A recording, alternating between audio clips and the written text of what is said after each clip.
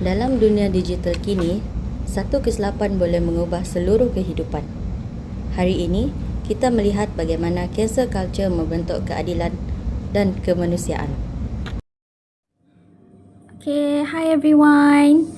Okay, I sebenarnya nak tunjukkan I punya lip product yang baru keluar ni. Okay, yang lip product I pakai sekarang ni, kod yang I pakai ni, korang kena dapatkan cepat-cepat sebab yang ni akan cepat sold out tau. Yang I pakai ni kod senja. Kod senja.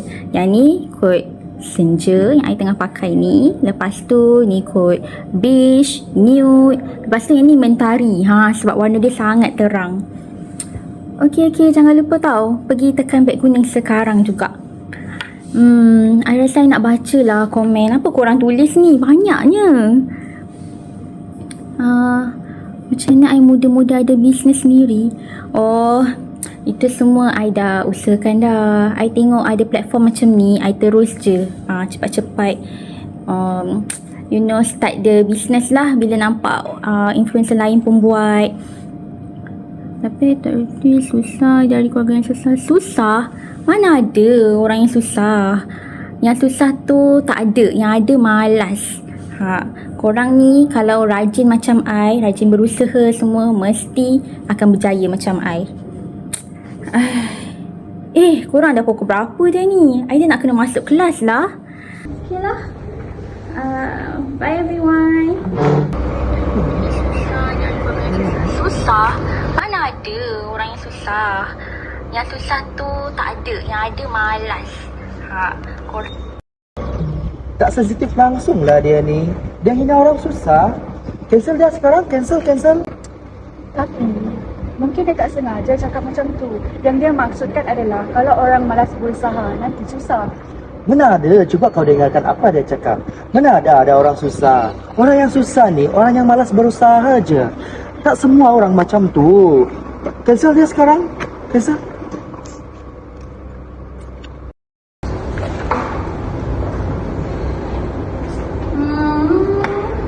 Kenapa semua orang macam I? Bukanlah I buat benda yang salah. I just cakap benda yang betul je. Tengok. Faham tak? Memanglah apa yang you cakap tu boleh sakit hati orang. Dan you cakap tak ada orang susah. Yelah, lepas tu Orang yang susah ni orang yang malas usaha. Tapi kalau mereka dah berusaha and rezeki tak menyebelahi mereka, macam mana? Bukan kita yang tentukan susah senang dia orang. Sebab tu lah mereka marah. Oh, jadi sebab tu ke dia orang marah? Ada betulnya juga apa cakap tu. Best I nak buat apa ni? Menurut John Stuart Mill, kalau tindakan cancel ini beri manfaat kepada masyarakat, contohnya mendidik semua orang supaya lebih sensitif, boleh dianggap betul. Tapi menurut Immanuel Kant kata, manusia tak boleh dihukum tanpa keadilan. Jadi, cancel culture ni dia macam hukum tanpa diberi peluang untuk penjelasan diri. Dalam budaya kita diajar untuk menegur dengan hikmah, bukan menjatuhkan. Kalau semua orang terus menghukum, macam mana seseorang nak berubah? Tak kuat lah nak ada semua ni. Semua orang dah tak suka aku. Aku tak nak jadi influencer ke? Naya, you kena hadap kesilapan you. Janganlah biarkan dia hancurkan hidup you. Hai, hari ni saya nak buat live. Live hari ni saya nak memohon maaf kepada fans-fans saya, audiens yang selalu tengok saya kat live, disebabkan kata-kata yang saya keluarkan telah menuliskan hati sesetengah orang yang tengok live saya. Saya janji untuk tidak akan mengulangi lagi kesilapan tersebut dan saya akan belajar untuk menggunakan platform ini dengan sebaik mungkin. Terima kasih kerana sentiasa support saya. Okey, terima kasih. Bye. Okey tak? Okey? Terima kasih dia. Maafkan aku. Tak apalah, sebelum you dah buat permohonan maaf. Okey lah tu.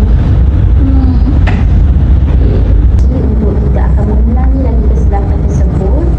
Semua orang buat silap. Kita juga tak lari dari buat kesilapan, tapi situasi kita berbeza. Tapi mungkin semua orang juga layak diberi peluang. Kita semua manusia. Siapa kita hendak menghakimi mereka? Cancel culture menunjukkan kuasa masyarakat dalam menilai moral. Namun, falsafah barat menekankan keadilan, manakala nilai timur dan agama pula mengingatkan kita tentang empati dan pengampunan. Jadi, kita harus bertanya, adakah kita menghukum untuk memperbaiki atau sekadar menjatuhkan?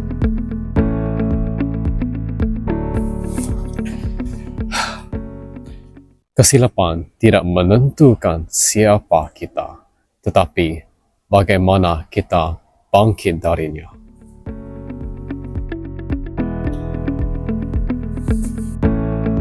Jadi, semoga video ini akan memberikan pengajaran kita semua. Sekian, terima kasih. Bye!